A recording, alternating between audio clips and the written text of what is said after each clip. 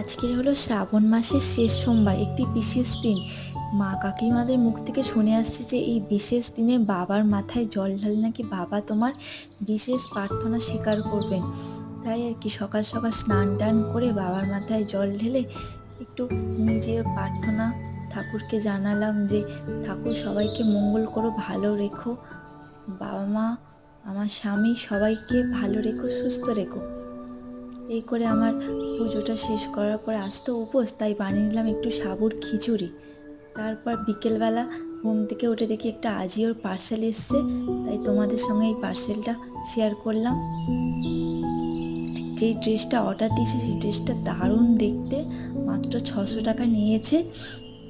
এই ড্রেসটা আমার ধরতে গেলে পুজোয় একদিন পরবো, তোমাদের সঙ্গে সেই দিনকে ভিডিওটা শেয়ার করব। ভিডিওটি ভালো লাগলে শেয়ার, কমেন্ট আর সাবস্ক্রাইব। আজকের মতো বাই বাই।